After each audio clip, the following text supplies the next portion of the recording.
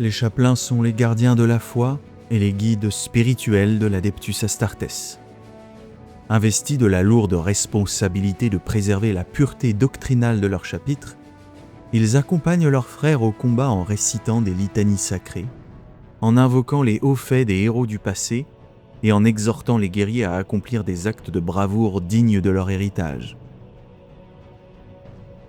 Revêtus d'armures de céramite noire comme le vide, ornés d'icônes guerrières, de reliques sacrées et de symboles ésotériques, ils arborent les sinistres masques à tête de mort qui incarnent leur rôle de messagers de la foi et de la mort.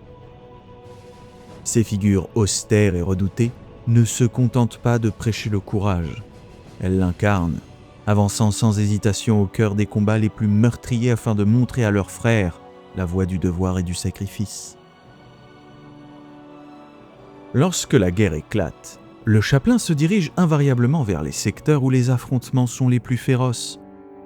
Là, au milieu des explosions, des flammes et des corps brisés, sa voix résonne avec une force presque surnaturelle.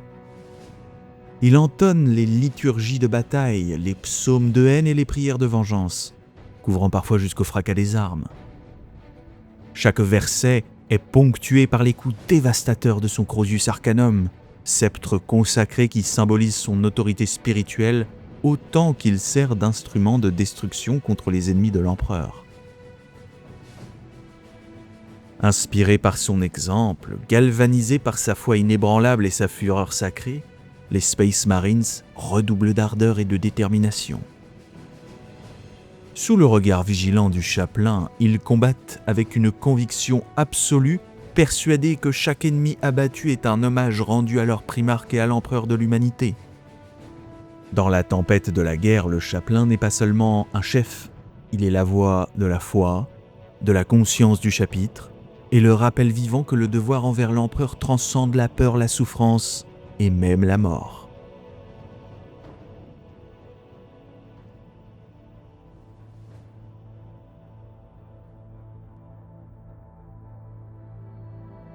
À la fin de la Grande Croisade, l'empereur convoqua le célèbre concile de Nicéa afin de trancher la question de l'usage des pouvoirs psychiques au sein des Legiones Astartes. À l'issue des débats, il prononça un édit sans appel. Les archivistes devaient abandonner leur pratique et cesser d'employer leurs dons psychiques. Cette décision, destinée à protéger l'Imperium des périls du Warp, fut accueillie avec des degrés variables d'acceptation selon les légions. Malcador le Sigillite, régent de Terra et plus proche conseiller de l'empereur, doutait que tous les primarques appliquent fidèlement cette interdiction. Conscient de l'influence considérable exercée par les commandants des légions et de l'attachement de certains à leur corps d'archivistes, il chercha un moyen de veiller à l'exécution de l'édit de Nicéa sans recourir à une surveillance directe. Son attention se porta alors sur Lorgar Aurelian, primarque des Worldbearers. Bien avant l'hérésie, celui-ci avait instauré au sein de sa légion une nouvelle fonction, celle de chapelain. Ces officiers étaient chargés d'entretenir la cohésion spirituelle des guerriers, de renforcer leur dévotion envers l'empereur et de veiller à leur orthodoxie idéologique. Les Worldbearers avaient même commencé à envoyer certains de ces prédicateurs auprès d'autres légions afin d'y partager leur expérience, bien qu'il s'avéra plus tard que cela servait surtout à répandre la pratique des loges. Malcador comprit immédiatement l'utilité d'une telle institution. Inspiré par le modèle mis en place par Lorgar, il encouragea la création de corps de chapelains au sein des autres Legiones Astartes. Officiellement, leur mission consistait à soutenir le moral des guerriers et à préserver les idéaux de la Grande Croisade. En réalité, ils avaient également pour rôle d'observer leurs frères, de déceler les écarts doctrinaux et de s'assurer que la proscription des pouvoirs psychiques décrétés à Nicéa était respectée. Ainsi, ce qui n'était à l'origine qu'une innovation propre aux Worldbearers devint progressivement la norme répandue à travers les légions Space Marines, dont l'influence perdure encore au 41e millénaire.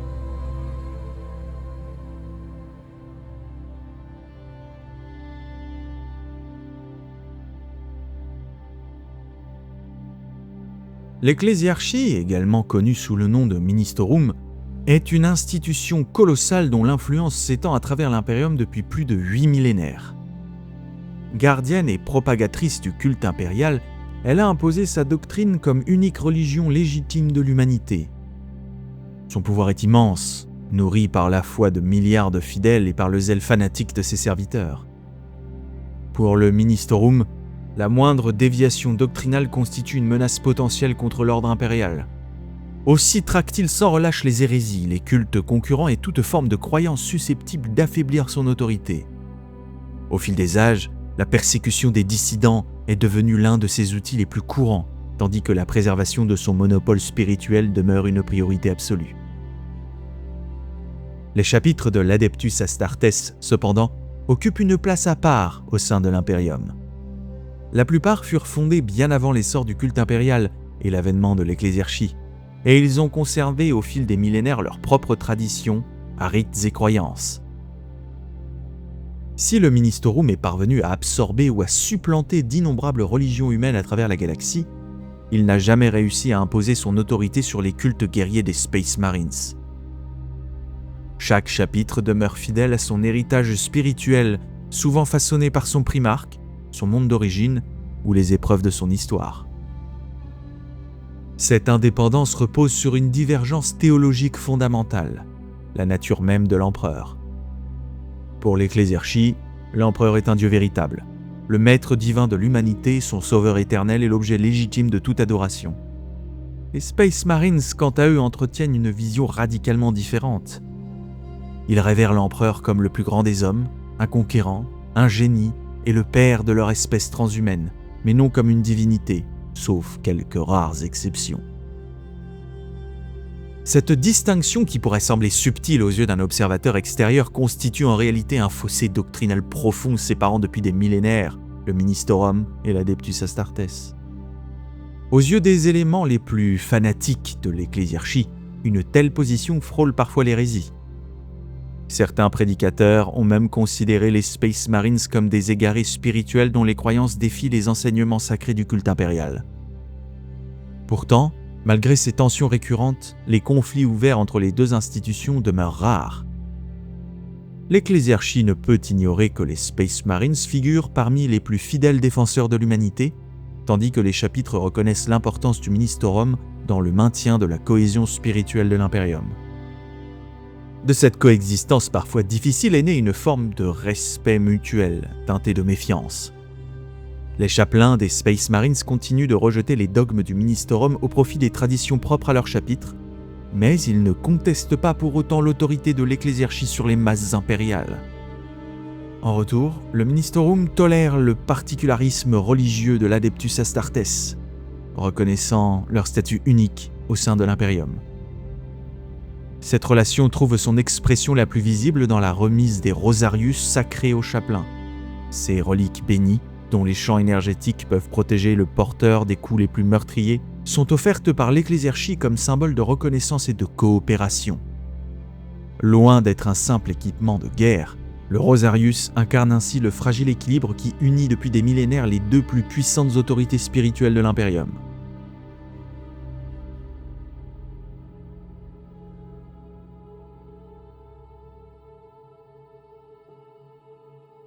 Chaque compagnie d'un chapitre Space Marine compte dans ses rangs un chapelain, gardien de sa foi, de ses traditions et de sa cohésion spirituelle. Son autorité ne cède généralement le pas qu'à celle du capitaine, tant son rôle est essentiel au bon fonctionnement de la confrérie. Figure respectée et souvent crainte, le chapelain accompagne ses frères tout au long de leur existence, depuis leurs premiers pas au sein du chapitre jusqu'à leur mort glorieuse sur le champ de bataille. Les chapelains sont en effet parmi les premiers maîtres auxquels sont confiés les néophytes. Ils président à leur endoctrinement, leur enseignent les croyances et les traditions du chapitre et gravent dans leur esprit les litanies, les hymnes et les prières qu'ils devront réciter durant toute leur vie de guerrier. Par leurs enseignements, ils inculquent les vertus de discipline, d'humilité et de dévotion qui protègent les Space Marines de l'hérésie, de la corruption et de l'orgueil. Ils veillent ainsi à transmettre la sagesse héritée de l'empereur, des primarques et des héros du chapitre aux générations futures. Bien qu'ils soient réputés pour leur sévérité et leurs exigences inflexibles, Les chapelains sont également appréciés pour leur dévouement envers leurs frères. Ils connaissent les fardeaux qui pèsent sur l'âme des guerriers de l'Adeptus Astartes et s'attachent à préserver leur force morale aussi soigneusement que les apothicaires préservent leur intégrité physique. Le devoir premier d'un chapelain est de guider ses frères afin qu'ils demeurent fidèles aux serments prêtés à leur chapitre et à l'empereur. À travers sermons, rites et exhortations, il rappelle constamment les idéaux qui fondent l'existence même des Space Marines. Tous les chapitres rendent hommage à l'empereur comme au père de leur ordre et au sauveur de l'humanité, même si les formes de cette vénération diffèrent parfois considérablement. De même, le statut accordé aux primarques varie d'un chapitre à l'autre. Certains les honorent comme des êtres quasi divins, tandis que d'autres les considèrent avant tout comme les plus grands héros de l'histoire humaine, des généraux, des figures d'une grandeur inégalée, mais néanmoins mortelles. Quelle que soit l'interprétation retenue, il appartient aux chapelains de préserver ces traditions et de transmettre fidèlement l'héritage spirituel de leur confrérie.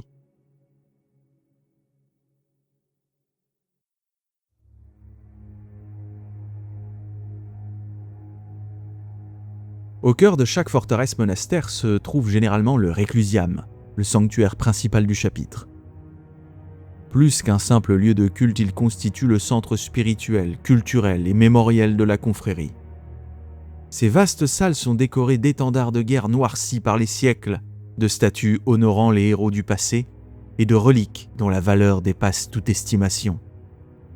Fragments d'armure ayant appartenu aux primarques, armes maniées par des champions légendaires, parchemins sacrés ou trophées arrachés aux ennemis de l'humanité y sont conservés avec une révérence absolue. C'est sous ces voûtes imposantes que les chapelains prononcent leurs sermons, rappelant les gloires passées afin d'inspirer les générations présentes. Cette dimension sacrée ne se limite toutefois pas aux forteresses monastères. Les vaisseaux de guerre des Space Marines abritent eux aussi d'immenses chapelles et cathédrales blindées, permettant aux guerriers de poursuivre leur dévotion même lorsqu'ils sont séparés de leur monde natal pendant des décennies, voire des siècles. Pourtant, les chapelains enseignent une vérité plus profonde. La foi ne dépend pas de la pierre, du marbre ou des reliques. Pour un Astartes, le champ de bataille lui-même est un sanctuaire. Le rugissement des bolteurs tient lieu d'hymnes sacrés. L'assaut devient une prière et la destruction des ennemis de l'empereur constitue l'offrande suprême.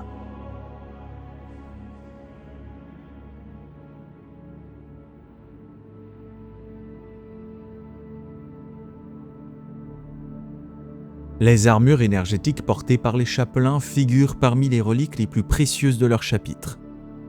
Nombre d'entre elles ont traversé les siècles, voire les millénaires, et sont chargées d'une histoire aussi riche que glorieuse. Bien plus que de simples équipements de guerre de l'Astartes, elles sont considérées comme de véritables reliquaires ambulants, imprégnés du souvenir des héros qui les ont portés auparavant. Leur céramite noire, symbole universel de la fonction du chapelain, est recouverte d'ornements sacrés et de marques de dévotion. Sceaux de pureté, parchemins de prière, chaînes votives, reliques enchâssées et pendentifs sacrés s'accumulent sur leur armure, portant les symboles les plus vénérés de l'Imperium ou les emblèmes propres à leur chapitre. Leur casque est tout aussi emblématique. Sa plaque faciale sculptée à l'image d'un crâne humain constitue l'un des symboles les plus reconnaissables et les plus puissants de l'Adeptus Astartes. Cette représentation macabre du visage de l'empereur est destinée à inspirer l'effroi chez les ennemis de ce dernier, tout en rappelant aux Space Marines les vérités fondamentales de leur existence. Chaque élément de la tenue d'un chapelain évoque la mortalité de la chair, la brièveté de la vie et la nécessité de préserver la pureté de l'âme. Là où d'autres voient la mort comme une fin, le chapelain l'érige en rappel permanent du devoir et du sacrifice. Parmi les reliques dont il est dépositaire, aucune n'est plus importante que le Crozius Arcanum. Symbole de son autorité spirituelle autant que de sa fonction guerrière, cette arme sacrée accompagne le chapelain dans chacune de ses missions. Souvent surmonté d'un aigle impérial, d'un crâne ailé ou d'une autre icône sacrée, le Crozius est utilisé lors des cérémonies, des serments et des rites qui rythment la vie du chapitre. Pourtant, il n'est pas uniquement un objet liturgique. Chaque Crozius Arcanum renferme un puissant générateur de champs énergétiques qui transforme cette relique en une arme redoutable. Lorsqu'il est brandi au combat, son énergie crépite autour de sa tête ouvragée, lui permettant de fracasser les armures les plus résistantes et d'abattre les ennemis de l'humanité sous des coups aussi terribles que symboliques. Pour un chapelain, la guerre est un acte de foi. Le champ de bataille représente l'expression la plus pure de leur dévotion, le lieu où les paroles cèdent la place aux actes et où la valeur des croyances se mesure dans le sang versé pour l'empereur. C'est pourquoi les chapelains sont souvent choisis parmi les guerriers les plus déterminés, les plus érudits, les plus courageux et les plus inspirants de leur génération. Ils ne se contentent pas de réciter les liturgies de bataille, ils les incarnent. Au plus fort des affrontements, leur voix résonne au-dessus du vacarme des armes, tandis qu'ils avancent en tête de leurs frères, gros yeux levés, exhortant chacun à accomplir son devoir. Par leur exemple, ils poussent les Space Marines à dépasser leurs limites et à accomplir des exploits dignes des plus grandes légendes du chapitre. Chaque charge victorieuse, chaque sacrifice héroïque et chaque ennemi terrassé devient alors une célébration de l'héritage laissé par l'empereur et les primarques. Les chapelains rappellent sans cesse à leurs frères que la grandeur ne réside pas seulement dans la victoire, mais dans la volonté de marcher dans les traces des héros du passé. Ainsi, au milieu des flammes et des ruines, ils entretiennent la foi qui anime l'Adeptus Astartes depuis les jours de la Grande Croisade, transformant chaque bataille en un véritable acte de dévotion pure. Béni soit l'esprit trop étroit pour le doute.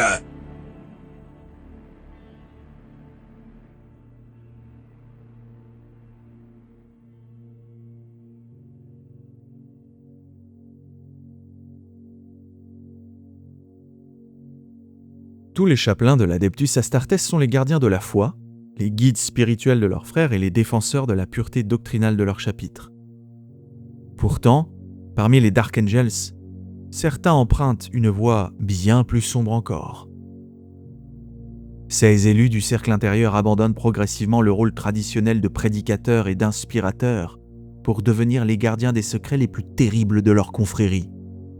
On les connaît sous le nom de chapelains interrogators. Les chapelains interrogators sont des individus inquiétants même aux yeux des autres Dark Angels. Leur simple présence suffit souvent à instaurer un silence pesant, tandis que leur regard froid et scrutateur semble sonder les pensées de ceux qui croisent leur chemin. Là où un chapelain ordinaire galvanise ses frères par ses sermons et sa ferveur martiale, un chapelain interrogator observe, juge et soupèse. Chaque geste, chaque parole et chaque hésitation sont examinés avec une vigilance obsessionnelle, car sa mission consiste à déceler la moindre trace de faiblesse, de doute ou de corruption. Un chapelain qui s'est distingué par son dévouement et sa fidélité peut être jugé digne d'intégrer les rangs du cercle intérieur. Ce privilège s'accompagne toutefois d'un terrible fardeau.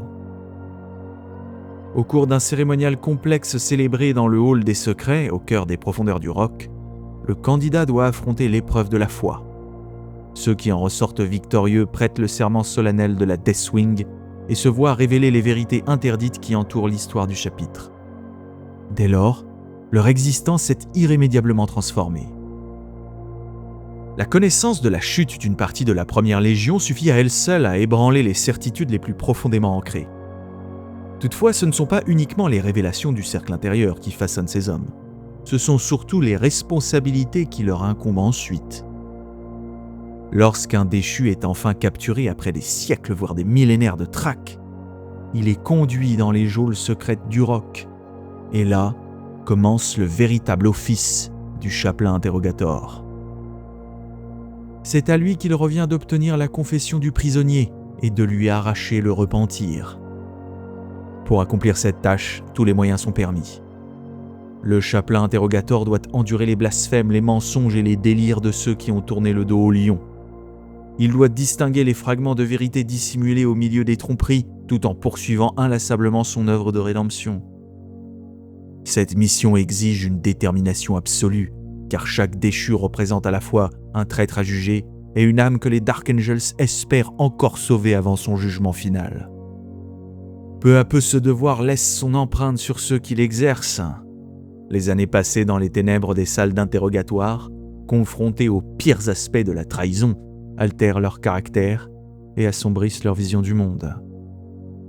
Les chapelains interrogateurs deviennent alors les gardiens silencieux d'une vérité que peu de membres du chapitre sont autorisés à connaître ou ne peuvent suspecter. Leur foi demeure intacte, mais elle est tempérée par la certitude que même les plus nobles des guerriers peuvent succomber à la corruption.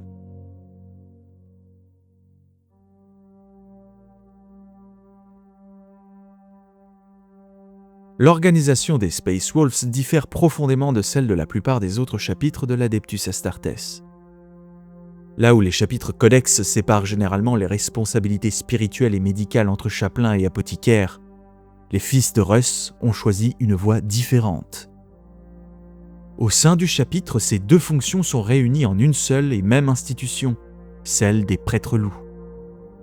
Guerriers, guérisseurs, gardiens des traditions et guides spirituels, ils occupent une place unique dans la société des Space Wolves et figurent parmi les individus les plus respectés de Fenris. Leur autorité est telle qu'ils ne répondent qu'au loup suprême lui-même. Les prêtres-loups sont des personnages austères dont le caractère froid masque une profonde sagesse. Ils sont les dépositaires des traditions du chapitre et connaissent par cœur les grandes sagas de Fenris, les exploits de Leman Russ, ainsi que les hauts faits des héros qui ont marqué l'histoire des Space Wolves. C'est à eux qu'incombe la responsabilité de recruter les aspirants, de superviser leur formation et de guider leur développement spirituel. Dès leur premier pas au sein du chapitre, les jeunes guerriers apprennent auprès des prêtres-loups les valeurs qui définissent les fils de Russ, le courage, la loyauté, l'honneur et la force de caractère. Cependant, leur rôle ne se limite pas à l'enseignement des traditions ancestrales. Les prêtres-loups possèdent également des connaissances approfondies en médecine et en génétique. Sur le champ de bataille, ils veillent aux blessés, apaisent leurs souffrances et s'assurent que les secrets biologiques du chapitre ne soient jamais perdus. L'ascension au rang de prêtre-loup constitue l'un des plus grands honneurs auxquels un Space Wolf puisse aspirer. Les candidats sont généralement choisis parmi les longs crocs, des vétérans dont l'expérience et la sagesse ont été éprouvées au cours de siècles de guerre. Pourtant, cette promotion exige un sacrifice considérable. Lorsqu'un guerrier devient prêtre-loup, il doit rompre tous les liens qui l'unissaient à sa meute et à sa grande compagnie. Aux yeux de ses anciens frères d'armes, il cesse d'être l'un des leurs. Cette séparation est vécue comme un véritable deuil, au point que certains sont pleurés comme des morts. Afin de symboliser cette renaissance, le nouveau prêtre-loup abandonne son ancien nom pour en recevoir un nouveau lors de la cérémonie où lui est confiée la traditionnelle armure à crâne. Cette rupture n'est pas seulement symbolique. Les prêtres-loups doivent demeurer impartiaux dans l'exercice de leurs fonctions. Ils arbitrent les différends qui opposent parfois les grandes compagnies et conseillent le loup suprême sur les questions de loi, de tradition et de discipline. Leur parole porte un poids immense, car elle est perçue comme l'expression de la sagesse collective du chapitre, plutôt que comme celle d'un clan ou d'une compagnie particulière. Plus encore, les prêtres-loups assument une responsabilité qui dépasse de loin celle de leurs homologues au sein des autres chapitres. La préservation de la souche génétique des fils de Russ.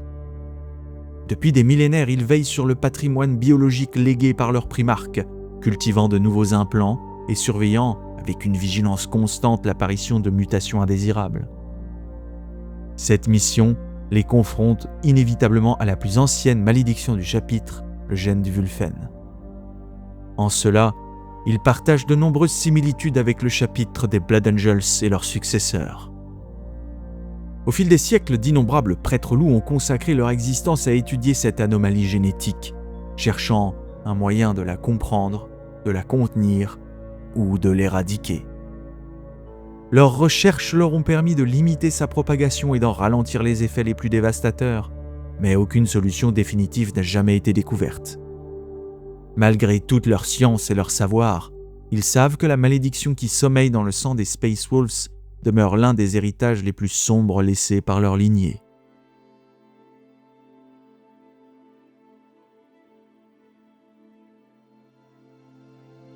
Dans l'obscurité d'un âge où les étoiles elles-mêmes semblent vaciller, les chapelains demeurent les gardiens d'une flamme que ni le temps, ni la guerre, ni le désespoir ne peuvent éteindre. Ils marchent parmi les géants de l'Adeptus Astartes comme les porteurs d'une mémoire sacrée, reliant les héros du présent aux légendes du passé. Leur voix résonne au travers des siècles, mêlée aux échos des serments oubliés et au nom de ceux qui sont tombés pour que l'humanité endure encore un jour de plus. Tant qu'un chapelain se tiendra debout au milieu des ruines fumantes d'un monde assiégé, les traditions des chapitres ne sombreront pas dans l'oubli. Tant qu'une de leurs litanies s'élèvera dans les ténèbres, les morts continueront de parler aux vivants. Et tant que leur foi guidera les fils de l'empereur, l'héritage des Space Marines traversera les âges, à l'instar d'un écho porté par les vents de la guerre.